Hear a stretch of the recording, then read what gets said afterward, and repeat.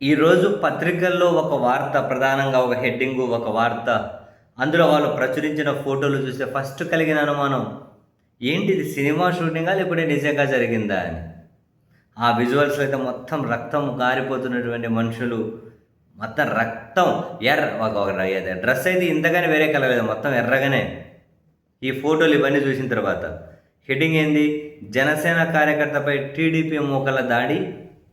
TDP శ్రేణులపై ఫిర్యాదు చేసేందుకు కొల్లూరు పిఎస్కు వెళ్లిన జనసేన కార్యకర్త ఒక్కసారిగా దూసుకొచ్చి అతడితో పాటు పోలీసులపైన దాడి అట. టీడీపీ కార్యకర్తల దాష్టికంతో కొల్లూరు పోలీస్ స్టేషన్ రక్తసిక్తం. పోలీస్ జీపు దహనం చేసేందుకు విశ్వ ప్రయత్నం. ఉలిక్కిపడిన పోలీస్ యంత్రాంగం అని వరుసపెట్టి విజువల్స్. పచ్చమూకల దాష్టికానికి బాపట్ల జిల్లా కొల్లూరు పోలీస్ స్టేషన్ రక్తసిక్తమైంది. టీడీపీ శ్రేణుల అరాచక పర్వంతో పోలీసులు సైతం ప్రాణాల అరచేతిలో పెట్టుకొని బిక్కుబిక్కుమంటూ గడపాల్సిన దుస్థితి తలెత్తింది.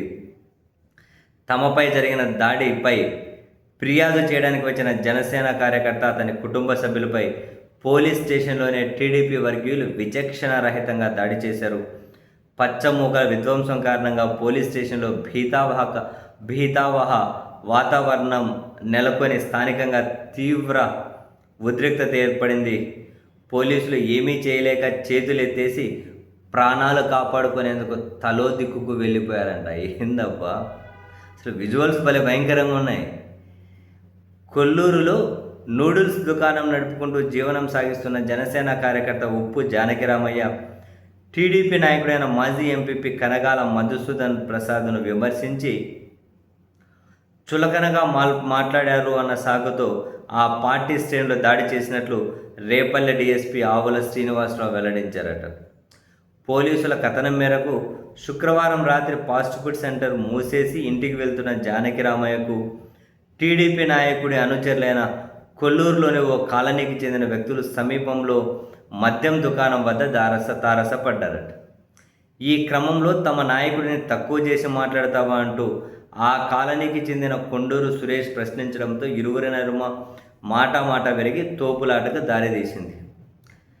ఈ క్రమంలో జానకిరామయ్య తలపై మద్యం సీసాతో సురేష్ దాడి చేయడంతో గాయమైందట. వెంటనే బంధువులు, స్నేహితుల సాయంతో ఫిర్యాదు చేసేందుకు జానకిరామయ్య కొల్లూరు పోలీస్ స్టేషన్కి వెళ్ళాడట.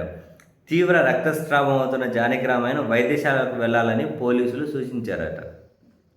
అతడిని తెనాలి తరలించేందుకు 108 వాహనం వస్తున్న సమయంలో కాలనీ నుంచి భారీ సంఖ్యలో తరలివచ్చిన టీడీపీ శ్రేణులు విచక్షణ రహితంగా పోలీసులతో పాటు బాధితుడు జానకిరామయ్య వారి బంధువులపైన దాడి చేశారు. అప్పటికే మద్యం మత్తులో ఉన్న కాలనీకి చెందిన వ్యక్తులు పెద్ద సంఖ్యలో పోలీస్ స్టేషన్కి దూసుకొచ్చి విచక్షణ రహితంగా దాడి చేశారట. వేమూరు సిఐ సిపివి ఆంజనేయులతో పాటు పోలీస్ సిబ్బంది కూడా టీడీపీ శ్రేణుల దాడికి గురయ్యారట. స్టేషన్ ఆవరణలో ఉన్న పోలీస్ జీపును రోడ్డుపైకి నెట్టుకొచ్చి ధ్వంసం చేసి దహనం చేసేందుకు ప్రయత్నించారట. దాన్ని తిరిగి ఆవరణలోకి తీసుకొచ్చేందుకు వెళ్ళిన హోంగార్డు నాగరాజుపై ఇష్టానుసారంగా దాడి చేసి బట్టలుగా దించేశారట. ఇదే క్రమంలో వేమూరు పోలీస్ స్టేషన్లో విధులు నిర్వహిస్తున్న కానిస్టేబుల్ ప్రసాద్ పైన దాడి చేశారట. ఈ దాడిలో ఇరు వర్గాల వారు గాయపడడంతో గుంటూరు, తెనాలి వైద్యశాలల్లో చికిత్స పొందుతూ ఉన్నట్లు పోలీసులు వెల్లడించారట.